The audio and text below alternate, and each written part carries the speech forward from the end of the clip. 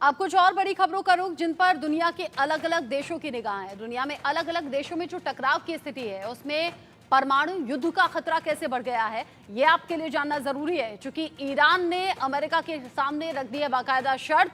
Gaza ceasefire से रुकेगा ईरानी हमला, यानी ईरान जिस हमले की फिराक में है, इसराइल पर हमले के लिए बिल्कुल तैयार है, उसने अमेरिका के सामने शर्त रख दी है कि गाजा में सीजफायर हुआ तभी रुक सकता है ईरान। गाजा में सीजफायर नहीं चाहता है इसराइल। इसराइल तो साफ कर चुका है कि हमास का खात्मा किए बिना पीछे हटेगा नहीं।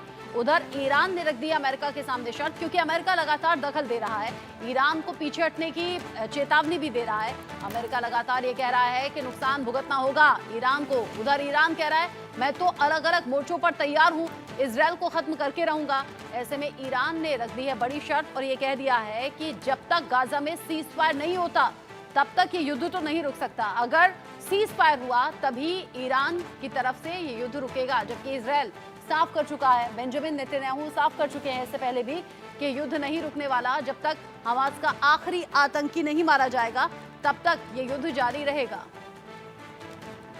अरब में परमाणु युद्ध का अंदेशा आखिर क्यों बढ़ गया है, ये भी आपके लिए जानना समझना जरूरी है। ईरान परमाणु बम बनाने की बेहद करीब है, इसराइल पर हमला करके परीक्षण भी करना चाहता है और करेगा, जो कि जानकारी अभी तक सामने आ रही है। एन सेंटर के लॉन्च पैड पर यहां पर न्यूक्लियर मिसाइल तैनात की गई है।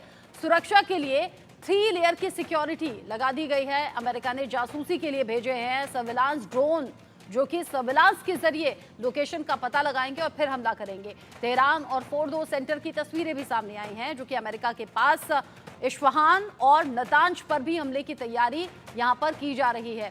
जिस तरह से अभी तक का डेवलपमेंट है, अमेरिका ने ईरान को समझाने की कोशिश की, ईरान ने भी शर्त रख दी हमले के लिए F-18 वॉरशिप से उड़ान यहां पर भरने की तरह उड़ाने की उसे तैयारी है। और इससे पहले भेजे गए ड्रोन ईरान ने पूरी तरह से नाकाम भी कर दिए हैं। इधर से इसराइल हमला करता है, उधर से ईरान हमला करता है। बहुत ज्यादा बड़ा नुकसान अभी दोनों तरफ ही नहीं है, लेकिन जिस तरह से अभी तक की तैयारी है, ऐसा लगता है कि बड़ा नुकसान करने के इरादे से ईरान आगे बढ़ना चाहता है। और जो अभी तक का दावा है अलग अलग प्रॉक्सी देशों के सहयोग का और अलग अलग फ्रंट पर इसराइल को घेरने का, ऐसे में इसराइल ने भी इंतजाम कर लिए हैं। और ये इंतजाम ठीक वैसे हैं जैसे किसी देश में युद्ध के हालात में होते हैं।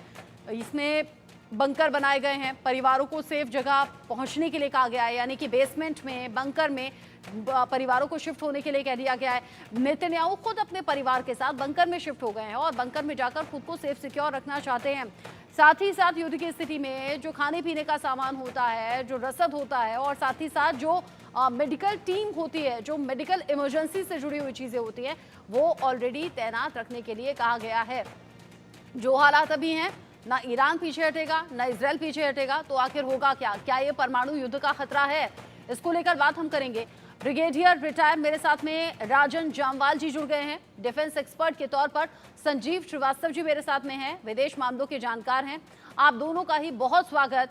सबसे पहले ब्रिगेडियर जामवाल, मैं आपसे जानना चाहूंगी, जो ईरान और इसराइल के बीच में अभी चल रहा है, चूंकि अमेरिका इंटरफेयर कर चुका है, ईरान को समझा चुका है कि अगर युद्ध छिड़ा तो नुकसान तुम्हारा होगा, बर्बादी तुम्हारे हिस्से ज्यादा आएगी, क्योंकि इसराइल के साथ तो डटकर अमेरिका खड़ा हुआ है। लेकिन अमेरिका ने भी यहाँ पर साफ कर दिया कि अगर इसराइल की तरफ आंख उठाई तो ईरान उसका भुगतान करेगा। और ईरान की तरफ से कह दिया गया अगर सीज फायर होती है तब सोच सकते हैं कि युद्ध से पीछे कदम हटेंगे। क्या नेतन्याहू राजी हो जाएंगे सीज फायर के लिए, या होगा परमाणु युद्ध?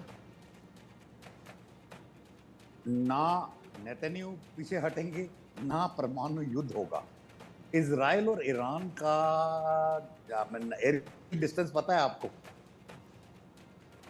Iranian air force without air refuelling capable नहीं है इजराइल में जाके हमला करने के लिए। सिंपल ज्योग्राफी, मतलब 4 देशों से बीच में जो देश आते हैं, सऊदी अरेबिया, मतलब जिस तरह से भी जाएंगे, जॉर्डन या करके, उन सब ने बोल दिया हमारी एयर स्पेस का आप इस्तेमाल कर नहीं सकते। हाँ। तो कहां से जाएंगे भाई, कहां से जाएंगे?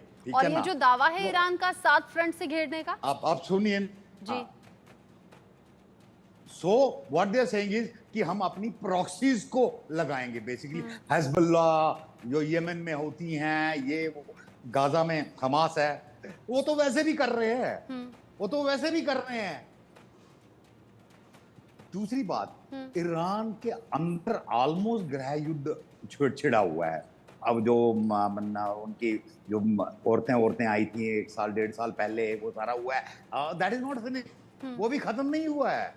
मतलब ऑपरेशन के खिलाफ और एक कट्टरवादी इस्लामिक सोच के खिलाफ ईरान इस वक्त खुद जूझ रहा है। वो उसकी इंटरनल प्रॉब्लम है, थोड़ी प्रॉब्लम उसकी पाकिस्तान के साथ भी चल रही है, बलूचिस्तान को लेके वो भी है। नो, इस सिचुएशन में वो डायरेक्ट कॉन्फ्लिक्ट में नहीं आ सकता। वो डायरेक्ट कॉन्फ्लिक्ट को छोड़ के जो वो धमकी दे रहा है, वो वैसे भी कर रहा है। तो न्यूक्लियर स्ट्राइक, देखिए न्यूक्लियर स्ट्राइक ऐसे नहीं हो जाता कि जो भी न्यूक्लियर स्ट्राइक करता है वो उसको उसका रिप्रिकॉशन पता है, यू नो कि भी मतलब it is not that is खाली एक देश जवाब नहीं देगा, दुनिया जवाब देगी, and you will be bombed out of existence.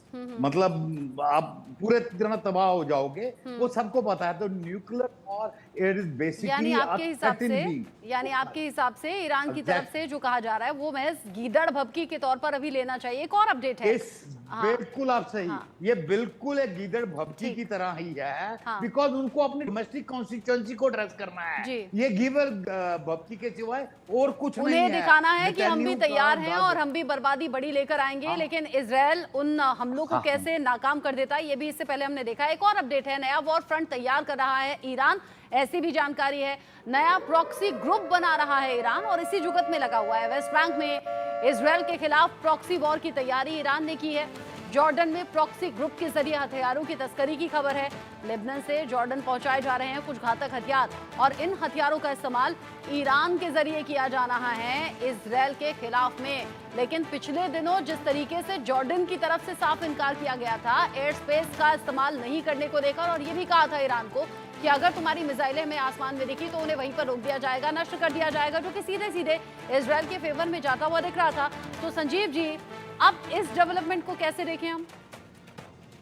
देखिए, ईरान अपने टेरर प्रॉक्सीज के माध्यम से वो लगातार इजराइल को टारगेट करने की कोशिश पहले भी करता रहा है, हाल के समय में भी कर रहा है, और अभी भी जो ईरानियन जो रिस्पांस की जब हम एनालिसिस कर रहे हैं तो वो जो रिस्पांस है वो प्रॉक्सीज के माध्यम से ज़्यादा प्रबल तरीके से आ सकता है।